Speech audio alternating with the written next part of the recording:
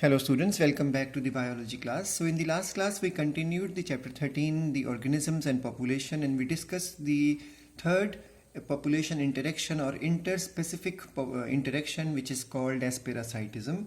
We learned that it's a special type of interaction in which the parasite, the organism which obtains the benefit from the other organism which is called as the host. We learned that in this there is a concept of coevolution which has occurred. So the parasite always try to evolve itself because the host is always trying to evolve itself to get rid of the parasite. So the host modifies itself and the parasite too has to modify itself so that it can continue to act like a parasite to obtain free lodging and free meal from the host body. So there are special adaptations which we discussed in the last class which has occurred in the parasites. For example, the loss of unnecessary sense organ and then there is a presence of adhesive organs or suckers to cling on to the host's body. And the third adaptation they have developed is the loss of digestive system, followed by the fourth most important one, that is the high reproductive capacity. We learned that this reproductive capacity or potential has to be high because for the parasites to find another parasite on the same host organism is quite rare concept. So generally maximum of them have become bisexual. For example, tapeworm we learned in the last class, and then they perform self-fertilization, or what is called as the fertilization, in which the gamete of the same individual will fertilize the opposite gamete of the same individual. We learned in the last class that parasites may develop complex life cycle, and the complexity increases with the more number of hosts organisms. For example, we learned there is a human parasite which is liver fluke in nematode, and this liver fluke is supposed to have two more hosts in between, which are the intermediate hosts, and these are snails and fish to complete its life cycle. Similarly, Plasmodium, which is the malarial parasite, it depends upon the vector female mosquito to spread from one host to the other host and to reach up to the female mosquito again. To complete the life cycle, it has to reach into the human body because the human body provides the blood sucking features so that mosquito may again receive the parasite from the human body. So to complete the life cycle, the Plasmodium depends upon the female mosquito and human body. Female mosquito acts like a primary host and human body as the secondary host. We also learn that parasites have some negative effect on the host body. Some parasites may not harm the individual, like for example leech is not supposed to harm the individual, but maximum of the parasites are also pathogenic, or otherwise they will make the host organism weak. So once they become weak, they become physically weak enough so that they are vulnerable to predation because their speed to run, etc., or strength would be less. We also learned that parasites also causes the reduction in the survival rate, growth, as well as reproduction.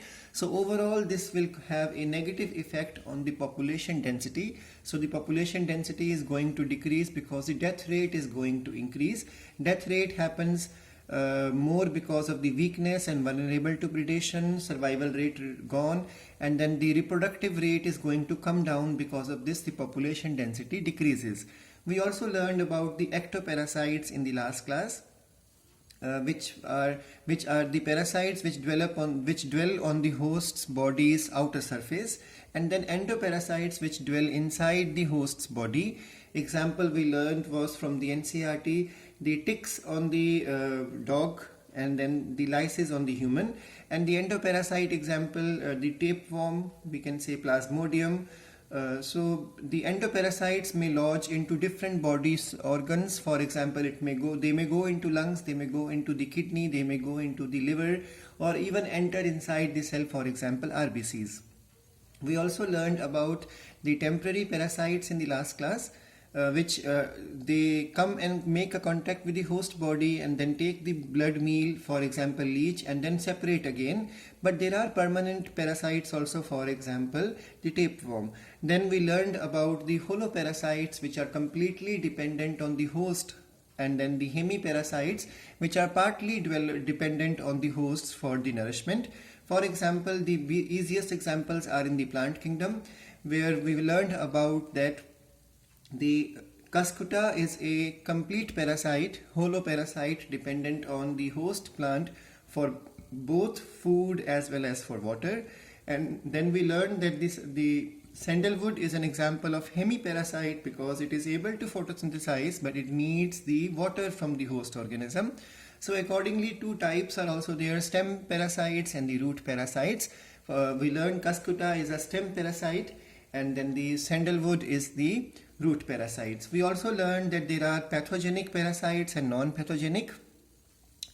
And then we have the concept of brood parasitism, in which the quail is supposed to lay eggs in the crow's nest, and through the course of evolution it has happened that the quail's eggs are supposed have developed the features, size, pattern exactly same like the crow's nest. Their breeding season also are simultaneous, so this causes the quail to pass out one or two egg in the crow's nest, and then the crow is going to be the foster parent, and the egg is going to develop into the brood parasite.